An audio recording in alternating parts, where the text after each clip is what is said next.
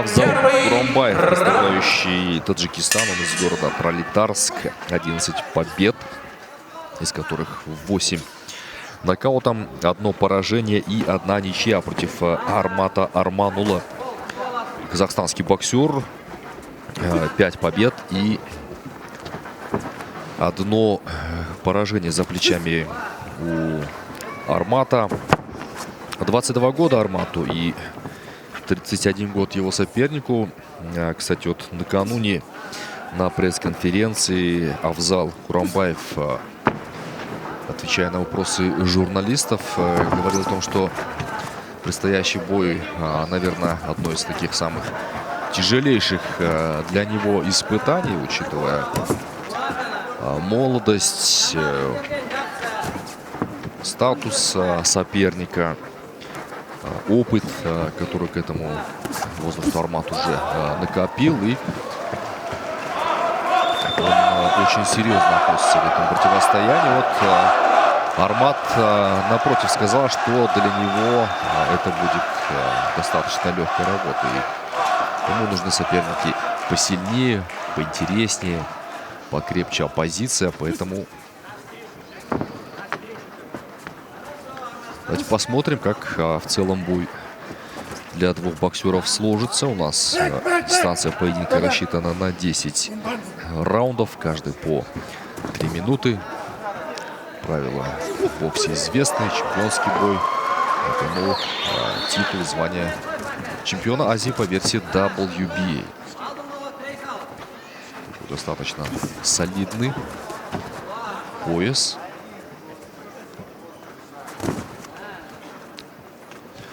Несмотря на такую длинную дистанцию поединка, боксеры уже с первых секунд пошли в атаку, очень серьезную, так, не жалея друг друга, работают, активно атакуют, обмениваются ударами. Но вот попытки в клинче сейчас рефери боксеров останавливают.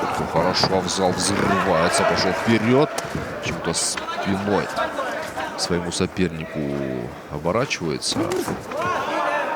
Армат. Этого делать, конечно же, не стоит. Хороший эпизод от боксера из Таджикистана.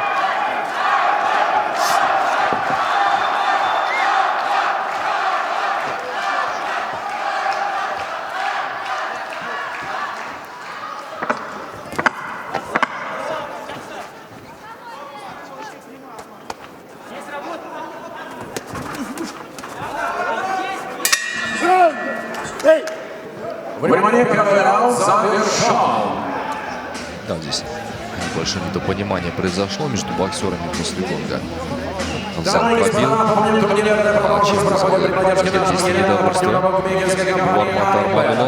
1 в Казахстане. И у наших партнеров проходит грандиозная акция «Нитрока», где главный призной спортивной купе. Подробности ищите на сайте alibay.kz. Акция проводится в информационных целях без призыва к участию в азартных играх. Alibay TRD Promotions, партнерство «Силы духа» и победы. Қадірмен көрермен, өздеріңіз көргендей, раундтың соңына қарай төбелес барысында бір төбелес шығып кеткендей көрінді. Спортшылар бір-бірін түсінбей қалған секілді. Бұл жерде әрине түсініспеушілік болып тұрады. Бұндай жағдайда спортшылар кейде эмоцияға ерік беріп қояды.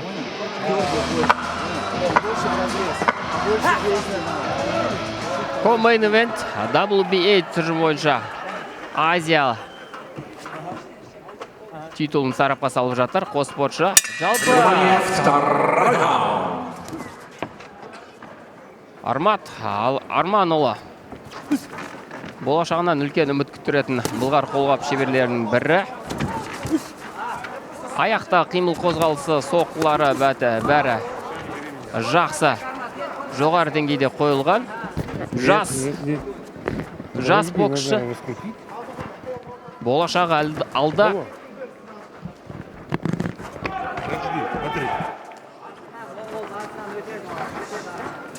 Сондықтан осындай тәжірибелі боксшыларды сол әлемдік деңгейге жету үшін ұту керек, яғни бір бас жоғары деңгейде ұту керек. Тәжік боксшы Абзал Құранбаев та осал қарсылас емес, қадірмен көрермен, тәжірибелі.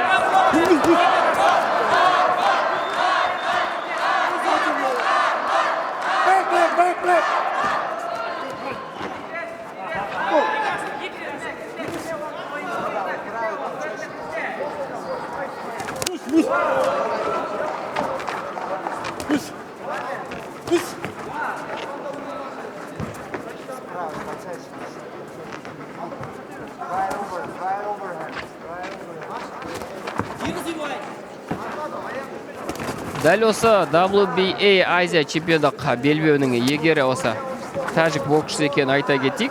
Қадірмен көрермен.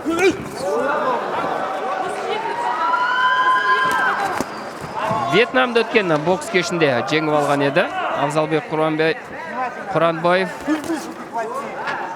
филиппиндік Адам Абдулхамидовты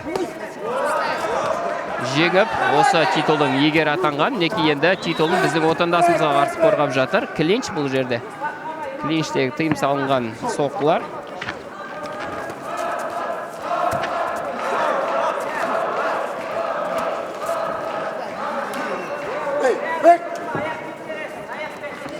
Жалпы кәсіпқой бокста тәжікстандық боксшылардың аса бір шоқтығы биік деп айта алмаймыз. Дегенмен әуесқой бокста жаман емес.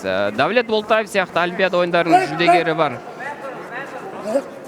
Бірақ кәсіпқой бокста тәжікстандық жанкүйерлер ауыз толтырып бір мақтан алмайды. Әрине, бізде де әзірше жалғыз чемпионымыз бар. Дегенмен сол чемпиондық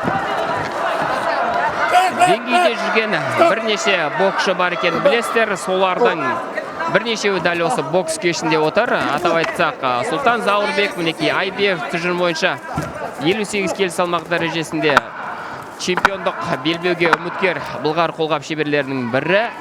Және Батыр Жүкебаев, білесіздер, 63 келі салмақ дәрежесінде чемпиондық белбеуге бір табан жақын тұрған Бұлғар қолғап шебері дәл осы бокс кешінде. И пока бойцы отдыхают, друзья, я еще раз напомню, что сегодня от наших партнеров компании Олимбет на арене проходит розыгрыш современного смартфона. Узнать детали и принять участие можно у Олимбет Girls. Они ждут вас на главном входе фойе Балуан Шолака. Итоги мы подведем после этого боя перед главным поединком сегодняшнего вечера прямо в ринге. Не упустите шанс стать частью шоу и забрать крутой приз от компании Олимбет.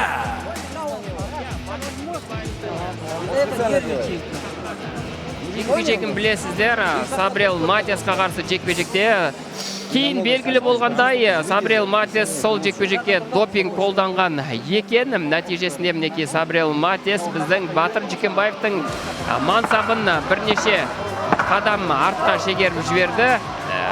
Құйтырқы жолмен осылай жеңіске жетіп, бірақ өтіріктің арты бір тұтам деп атам қазақ бекер айтпаған. Нәтижесінде ақыры ақиқат ашылды. Осылайша бұл жекпе-жек қорытындысы өз күшін жою тиіс.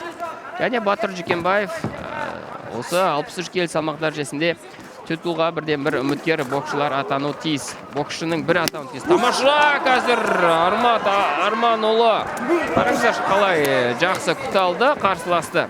Бұл жерде аздап менсінбегендей Абзал Құранбаев алғашқа шыққан кезде Арматтың бетіне қарап бір жымиғандай көрінді. Тамаша қазір.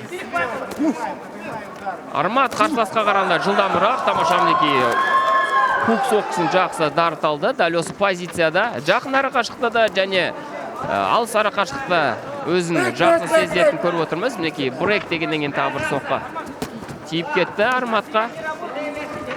Ағыда клинч. Жалпы клинч шаршатады боксшыларды негізі. Жаңа ғана Тәжікстан мен Қазақстан кәсіпқой боксын салыстырып отыр. Қадірмен көрінген сол әңгімемізді тәмамдай кетсек, жалпы бізде чемпиондық амбициясы бар боксшылар жеткілікті екенін білесіздер. Мінекей солардың бірі қазір өнер көрсетіп жатыр. Көз алдарыңызда Армат Арманұлы. Тамаша. Қарсыласы міне шаршатты. Жерден жасан соққылары, тамаша бұл соққы өтті. Қайталау керек, дәл сол жерден ұру керек. Апперкот артынша Бүйірден тамаша хук соққысын артты. Армат қараңыздар, аяқта қалай жақсы қимыл қойға қалса, ә? Ішке де мінеки, бүйірге, ішке тамаша сериал соққы. Өзде бір соққы өткізіп алды қазір. Қолда түсіруге болмайды бұл жерде. Абзал Құранбаев клинчқа кірді. Сол әңгімемізді қалай жалғастыра берсек, жалпы қазақстандық әлем чемпионы атанады деген кәсіпқой боксшылар жоқ емес. Болашақта әрине біз оның куәсі боламыз деген сенімдеміз. Және сол жекпе-жектерді сіздер қадірмен көрмен осы Спорт Плюс Қазақстан арнасынан көре аласыздар. Тамаша қазір бүйірден Арматтың кезекті соққысы, артынша хук, мінеке артқы қолмен, алдыңғы қолмен бүйірден, артқы қолмен хук соққысы. Өте керемет тактика. Сол әлем чемпионы атануға мүмкіндігі бар боксшылардың бірі қазір мейн ивентте өнер көрсетеді. Елшат Нығметолла қазір таңда Азия WBA тұжым бойынша Азия белбеуінің егері өзінің титулын қорғайды. Және егер сәтті қорғай алса, осы WBA тұжым бойынша әлем чемпионы атағына да таласуы әбден мүмкін. Өйткені рейтингте үздіктер қатарында тұр. Тамаша раунд өткізді бұл жерде. Армат Арманұлы. Бұл спортшында болашағы жарқын, әлі уақыт бар. Дегенмен қазірдің өзінде мінеки кәсіпқой бокстың қыр-сырын өте жақсы меңгерген байқап отырмыз. Қараңыздар, сайстеп, аяқта қалай қимыл қозғалысы жақсы. Соққыларды өткізіп жіберу, тайминг бәрі өте жоғары деңгейде. Мінеки қараңыздар, керемет сайстеппен. Качественным медицинским оборудованием под ключ. 19 лет на рынке нашей страны. Қарсыластың соққысын өткізіп жіберіп жатыр. Сонымен қызықтың көкесі алда деген сенімдеміз. Одан бөлек Султан Заурбекті де айтамыз. Сейчас состоится 4-й раунд титульного противостояния. Уважаемая публика, и нам нужна ваша поддержка! Зарядите боксера! Белгілі болған екен, ақпан айында белбеуге үміткерді анықтайтын жекпе-жек өткізеді. Егерде сол жекпе-жекте Султан жеңіске жетсе, онда IBF тұжым бойынша чемпиондық атаққа таласуы әбден мүмкін. Одан бөлек білесіздер, қадірмен көрермен, кәсіпқой бокстың болашақ жарық жұлдызы, жарқын жұлдызы Садыридин Ахмедовтың де осы супер мидлвейт, яғни 69 келі салмақ дәрежесінде өнер көрсетіп жүргенін жақсы білесіздер. Және Садыридин дәл қазір Америкада оқу жаттығу жиын өткізіп жатыр. Садыридинге қатысты тағы бір-екі ақпарат айта кетсем, қадірмен көрермен, соңғы жекпе-жегі өтпей қалды. Өйткені жаттығу барысында Садыридин қолынан жарақат алып қалған еді. Соған байланысты осы ақпан айында өту керек жекпе-жегі орын алған жоқ. Дегенмен осы қаңтар айында қайтадан шаршы алаңға оралу тиіс. Және 2026 жылы Садыридин өзінің алдына өте үлкен мақсаттар қойған. Тамаша, қазір Арматтың жекпе-жегіне қайта оралайық. Өте тамаша, функционалық тұрғыдан, тактикалық тұрғыдан, физикалық тұрғыдан да өте жақсы деңгейде дайындалған екен. Мына жерде бір соққы өткізіп алды. Қазір осаңсуға болмайды, және қолды түсірмеу керек. Алдың қол. Тамаша, бүйірден және апперкот. Бір соққы өткізіп алды, тағы да Армат. Дегенмен өзі де жақсы соққыларын артуға барынша тырысып жатыр. Керемет жекпе-жектің куәсі болып отырмыз. Қадірмен көрермен, тәжікстандық боксшыда қараңыздар қандай мықты, шаршап тұрса да нағыз қайсарлық мінез танытуда бұл жерде. Бекерден бекер осы титулдың егері емес екен көрсетіп бағуда барынша. Бірақ Армат Арманұлы, бұл басқа деңгейдегі боксшымын дегендей қазір бокс көрсетуде. Тәжік бұлғар қолап жіберді, бүйірден тамаша. Сезді бұл соққыны, расында сезді. Бірден Абзал Құранбаев қазір жауап қатуға тырысып жатыр. Қараңыздар, қазір Арманұлының бір жақсы қасиеті ара қашықтық таңдамайды екен. Жақын ара қашықтықта да, өзіне оңтайлы алыс ара қашықтықта да өте жақсы жұдырықтасуда. Дегенмен бір соққы өткізіп алды бұл жерде. Бүйірден тамаша өтіп жатыр. Бұл соққылардың бәрі дөп тиіп жатыр, бірақ бұлдай әрекетке баруға болмайды енді. Мына бір диалогты естідіңіздер, қазір мен көремін. Бұндай болып тұрады, әрине, боксшылар эмоцияға беріліп жатыр. Қараңыздар, қол түсірге болмайды бұл жерде. Армат Арманұлы бір соққы өткізіп алды.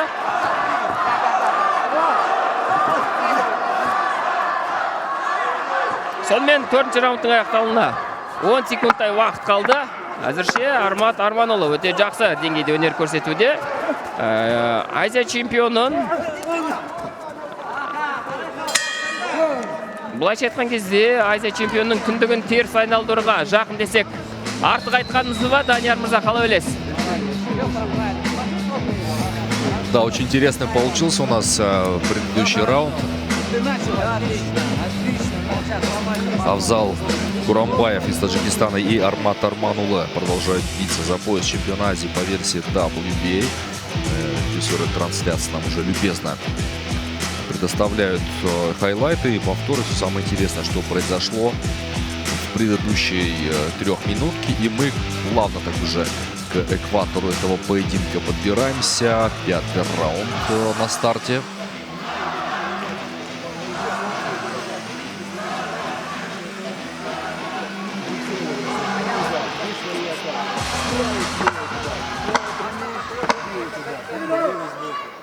Second round. Асхат Уалиханов, известный в прошлом казахстанский боксер, профессионал, который определенное время жил в США, в штате Калифорния, выступал, работал также с Эгисом Климасом сегодня. Он работает в качестве тренера уже с Арматом Арманұлы. Он его и секундирует в этом поединке. И многие специалисты, любители бокса, с которыми сегодня и накануне во время пресс-конференции удалось пообщаться касательно темы Армата, его развития как боксера, его перспектив, говорили о том, что Асхат проделывает очень хорошую работу с Арматом. Он преобразил его и как боксера, все-таки опытный взгляд самого Асхата Уалиханова, который выступал в составе национальной сборной Казахстана в команде Астана Арланс. Армата Арманұлы я еще помню по его выступлениям на юношеском и молодежном уровне в любителях, когда он становился чемпионом Казахстана по возрастам. Очень одаренный, талантливый боксер. Да, здесь никакого нокдауна, конечно, не было. Скользнулся Армат. Но надо сказать, что оба боксера прям включили хорошую скорость. Для среднего веса это прям в очень хорошем темпе поединок у нас проходит.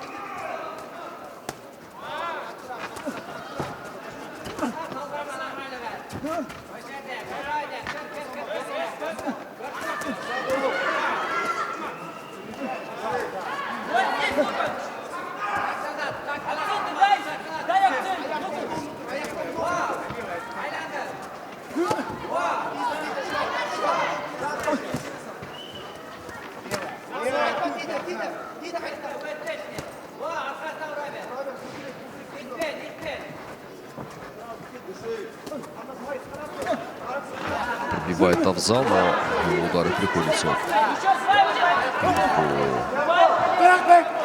по защите Армата. Сам при этом Армат очень хороший удар на контратаке наносит. И последние секунды 5-го раунда у нас пошли. По-прежнему такой очень хороший высокий темп боя держит Армат и Авзал.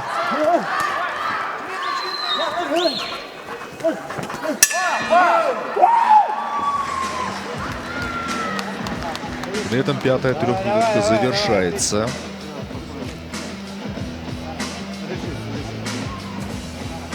Левый боковой проходит. Левый боковой проходит. Надо на него акцент делать.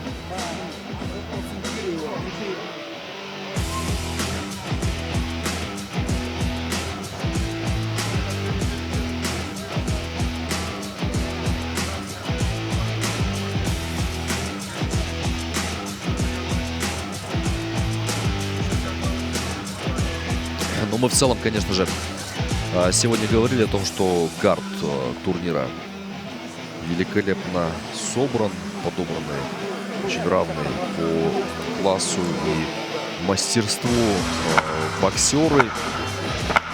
Наверное, в этом заслуга есть и матчмейкера Жампис Назаргали, который принимал участие в формировании вечера соперников для казахстанских боксеров. Мы видим, что, в принципе, нет такого большого доминирования, да, наших боксеров над оппонентами. В целом, те соперники, которые приезжают сегодня в качестве оппонентов казахстанским боксерам, показывают очень хороший высокий уровень. Это и заметно же по трибунам Дворца спорта Балуан Шолах, которые практически полны на 100%. Что там рассечение получает Авзал, по всей видимости, и помощь медицинской бригады понадобится сейчас боксеру из Таджикистана.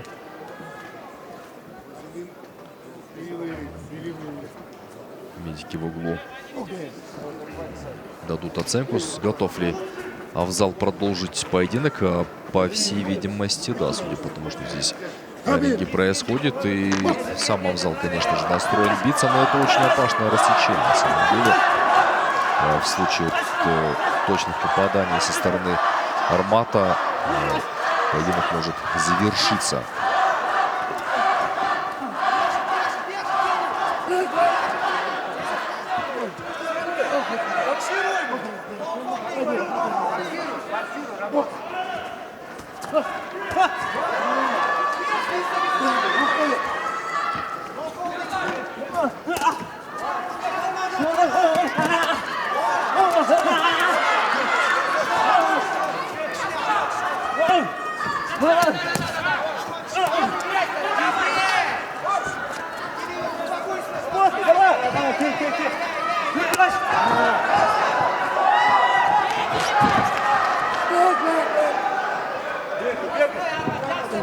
Непонятно только начало происходить уже в ринге. Вы знаете, несколько раз в этом раунде уже Армат попал в область рассечения Авзала. Давайте дождемся завершения этого раунда и уже оттуда будем отталкиваться. Что скажет медицинская комиссия? Способен ли таджикский боксер продолжать этот поединок?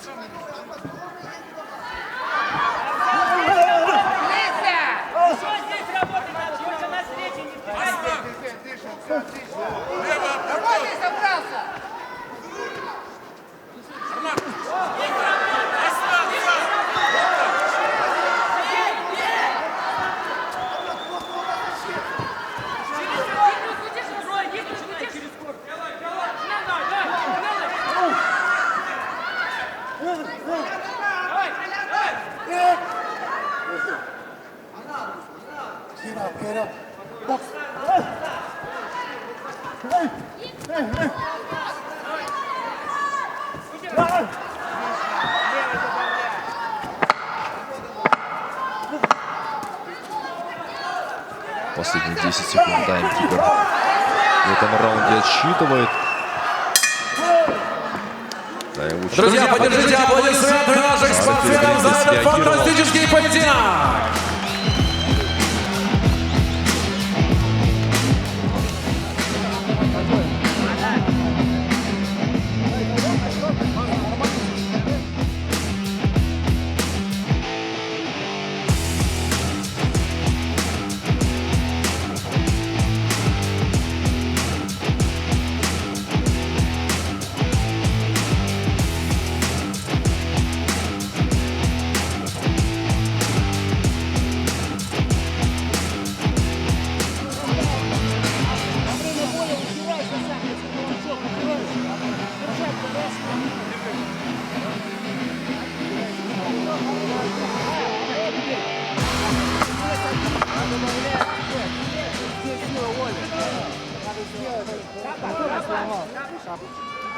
Уважаемые секунданты, покиньте ринг.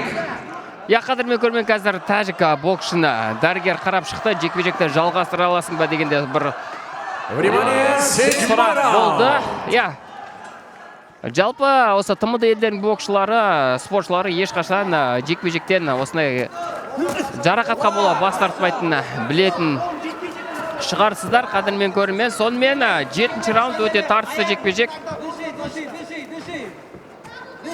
Өте керемет кездесулердің бірі болып жатыр. Жалпы осы RD промоутер компаниясы ұйымдастырған бокс кештерінің ішіндегі ең үздігі, ең кереметі осы деп айтсақ болады. Тамаша қазір жақсы күтіп алған еді Армат Арманұлы, бірақ өзі де бір соққы өткізіп алды. Бұл жерде өте керемет бокс кешінің куәсі болып отырмыз. Қадірмен көрмен. Неке чемпион алға ұмтылды. Чемпион өзінің титулынан айырылуы әбден мүмкін. Сондықтан сол титулды сақтап қалу үшін қазір барынша Арматтың осалысын табуға тырысады, бірақ әзірше ол оңай болып жатқан жоқ. Қараңыздар. Армат Арманұлы расында нағыз кәсіпқой бокстың хас шебері атануға жақын тұрған көріп отырмыз. Аяқта қимыл қозғалысын қараңыздар. Қандай керемет, дер кезінде аяқпен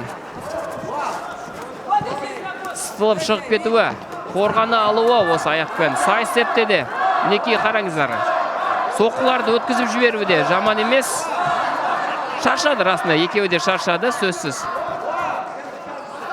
Дегенмен қазір қараңыздар, тек алға ұмтылуда тәжік боксшы функционалдық тұрғыдан өте мықты екен. Әрине осы қасиеті оны чемпиондық белбеуге жеткізгені анық.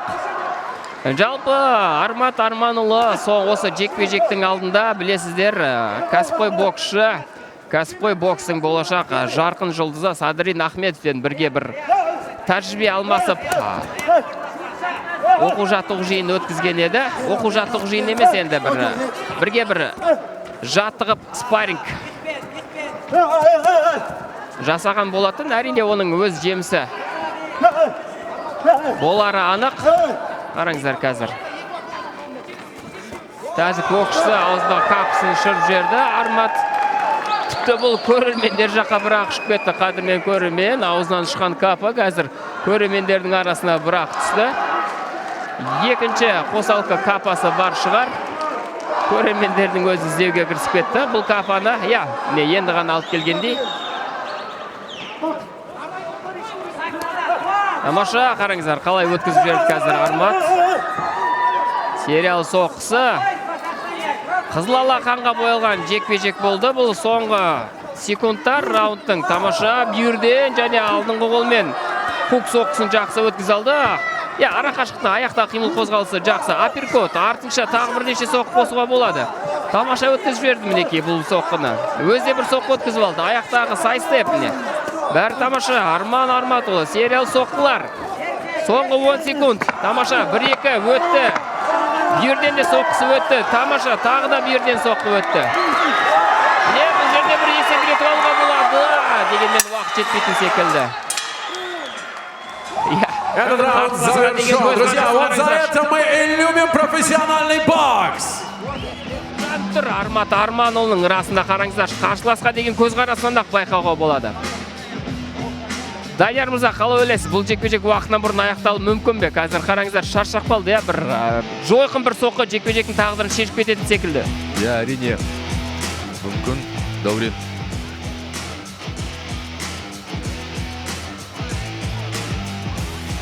Вновь очень внимательно сейчас медицинская бригада осматривает рассечение Авзала.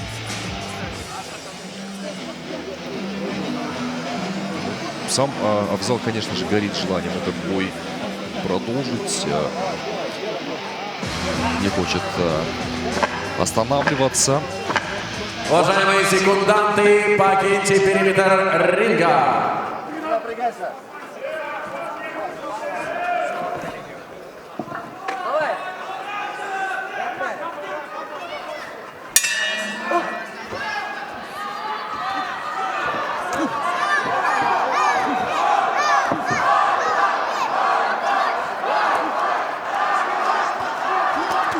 Восьмой раунд. Я напомню, что На кону в этом поединке стоит пояс чемпиона Азии по версии WBA в среднем весе. Достаточно такой солидный пояс, который, в принципе, при хорошем раскладе может открыть двери для более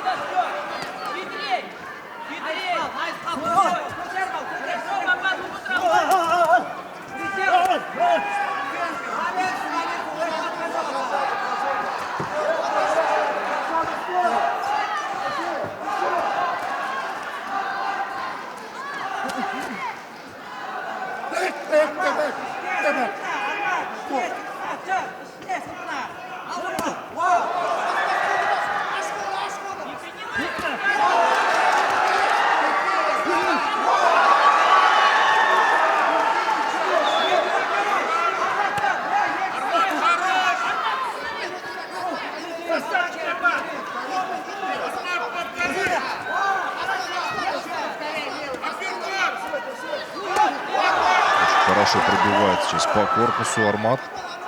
Потом Авзал показывает, что удар пришелся чуть ниже пояса.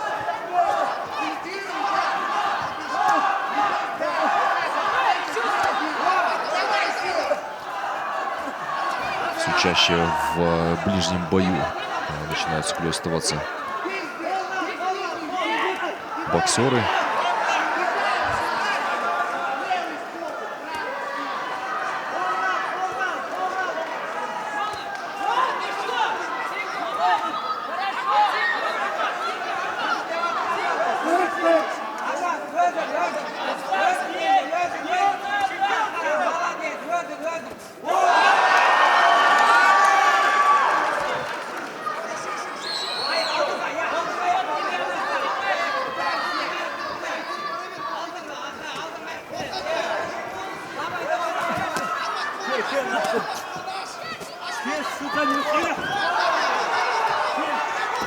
Хорошо сейчас так разнообразно работает.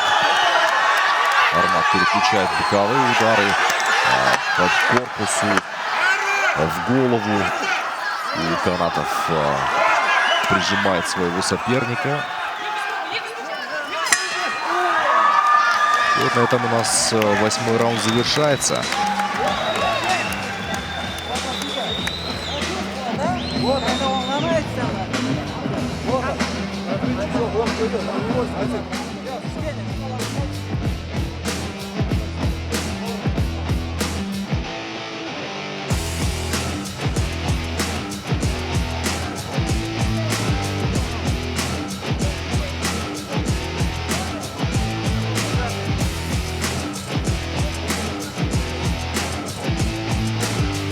Я қадірмен көрермен, жекпе-жектің жарқын сәттері назарларыңызда. Армат Арманның керемет апперкотын көрдіңіздер. Тайминг қандай керемет, Арматта өте дер кезінде жасалған соққы, және бұл соққы жойқын болды арасында. Бір есеңгіретіп алғандай қарсыласты. Абзал Құранбаев расында бекерден бекер осы титулдың иегер емес екен тағы бір дәлелдеуде, қандай төзімділік танытуда қазір барынша жеңіске деген жігер көрсетуде. Бірақ бұл қазақ бокс мектебі, бұл қазақ бокс стилі қадірмен көрермен. Ал қазақ бокс стилі сіздер білесіздер, бұл әлемдік деңгейдегі ең үздік стильдердің бірі. Сонымен 9-шы раунд, шешуші раундтар бұл жерде Арматтың тіпті уақытынан бұрын жекпе-жекті аяқтап тастауға тырысып жүрген байқап отырмыз.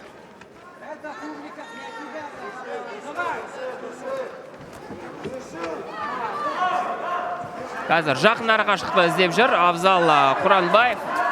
Тамаша өткізіп жіберді мінекей қарсыласының соққысын. Керемет шоу көрсетуде, арасында тіпті қос спортшының арасында диалогта орын алып жатыр. Тамаша бүйірден мінекей.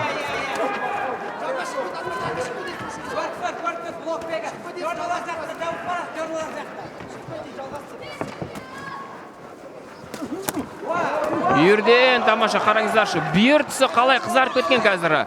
Абзал Құранбаевтың өте анық көрініп тұр бізге қадірмен көрмен. Бүйір тұсы қызарып кеткен екен. Я, бұның бәрі соқының салдары өтті. Бұл соқыда тамаша өтті қазір. Кезекті бүйірден қараңыздар. Бірден сериал соққы. Бір соққымен тоқтап қалып жатқан жоқ. Шектеліп жатқан жоқ. Армат Арманұлы иықты арасында қосты. Тамаша. Я, бұндай қарсыласты эмоцияға ерік беру әрине бұл бокстағы бір құйтырқы әрекеттердің бірі. Тағы да бүйірден жасан соққысы Арматтың. Абзал Құранбаев. Хук соққысы бұл жерде дөп тигендей көрінді. Бұрышқа тақады қазір. 1 минут уақыт бар. 1 минутта сұлатып салуға мүмкіндігі бар Арматтың. Клинч бұл жерде.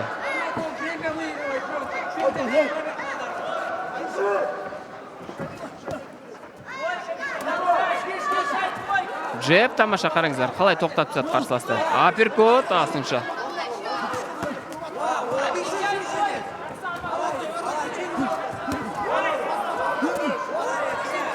Тамаша, өте керемет жекпе-жек өткізіп жатыр. Армат Арманұлы. Ирвин промоутерлік компаниясының боксшы екен айта кетейік Арматтың.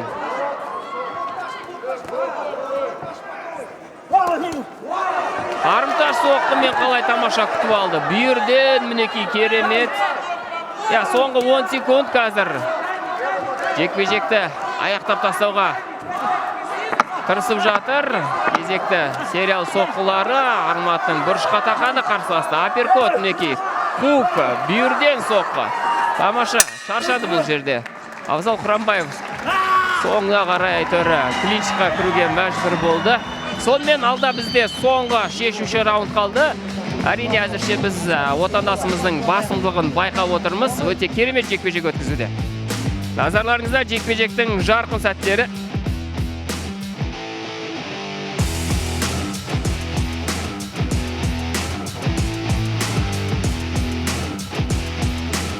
Уважаемые дамы и господа, дорогие зрители, сейчас состоится 10-й заключительный раунд. И перед этим зарядитесь силой наших бойцов!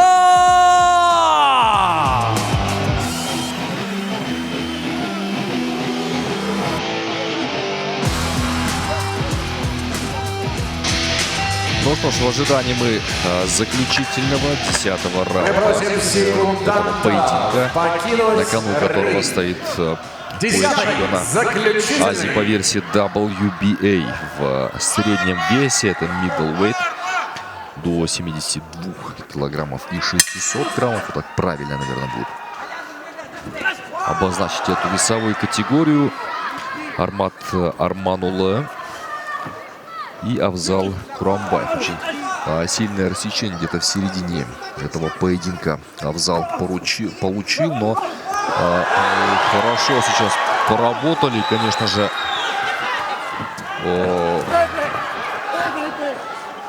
с его рассечением в углу секунданты Абзала. Великолепнейший момент был вот, у Армата, там какие-то вопросы не поплыл Абзал, но надо отдать должное боксеру из Таджикистана, который проявляет силу, мужество, характер, да, несмотря на рассечения, другие сложности. Очень хорошо держится в ринге. Но Армат сегодня, на мой взгляд, проводит один из лучших своих поединков в профессиональной карьере.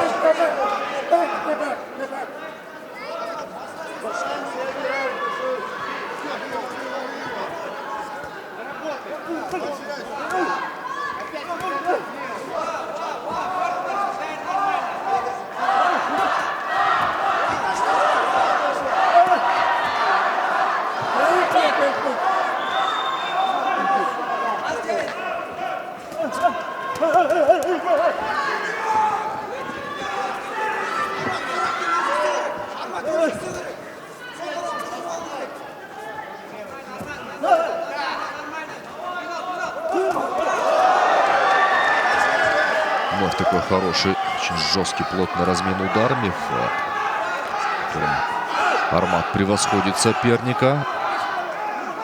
Последняя минута пошла, но если не случится ничего такого экстраординарного, то я думаю, здесь вполне очевиден ответ о том, кто одержал победу в этом поединке.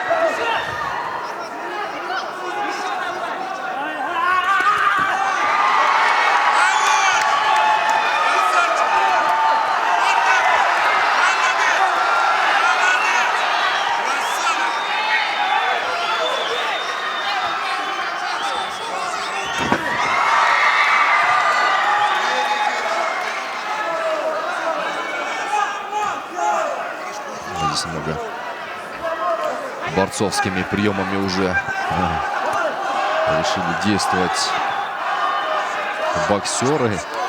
Армат, кстати, в этом действии преуспел. Последние 10 секунд чемпионского поединка. Такая великолепная заруба просто сейчас происходит. И поединок завершается. Армат Арманула. Бизнесмен и меценат Рахман Асамбаев.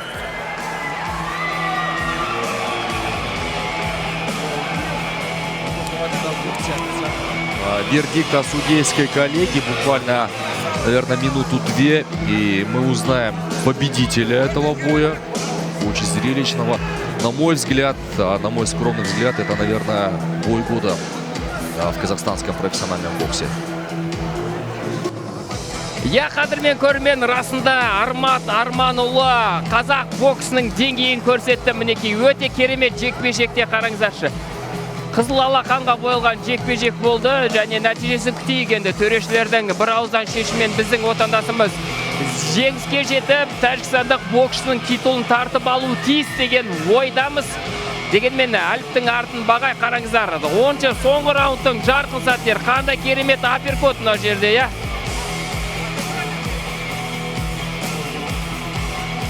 Шоу керек па сіздерге? Міне шоу. Бокс керек па? Оны да көрдіңіздер. Өте керемет мына жерде қараңыздар. Күрестің де бір неше тәсілін көрсетіп қойды. Армат күрестен де құралақан емес екенін байқатты. Өте тамаша жекпе-жек болды. Сөз жоқ, тек қана эмоция арасында. Жалпы жанкүйерлерге керемет эмоция сыйлады деген сенімдеміз.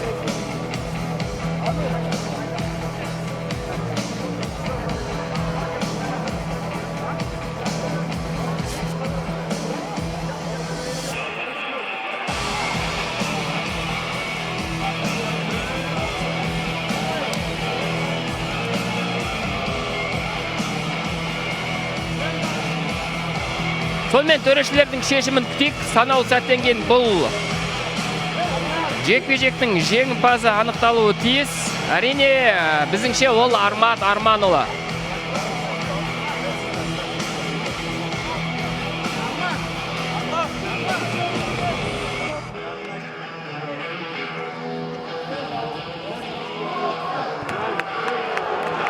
Уважаемые дамы и господа, перед тем, как мы объявим победителя этого поединка, я прошу поаплодировать спортсменам за это невероятное зрелище!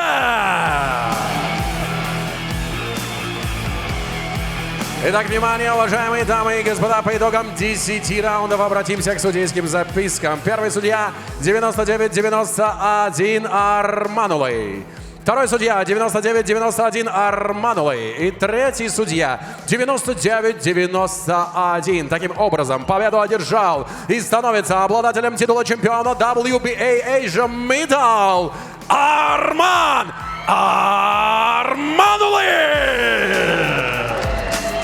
Я қадірмен көрмен, сонымен қазақ жанкерлерін тағы бір рет құттықтаймыз. Аплодисменты его сопернику Азал Куралбай. Чемпиондық белбеуінің егері атанды. Мінекей лайықты түрде 10 раунд бойы тәжікстандық боксшының осал тұсын табуға тырысты және осал тұсын таба алды да нәтижесінде мінекей осы белбеуді өзінің беліне байлап отыр. Өте тамаша, тартысқа толы өткен жекпе-жек.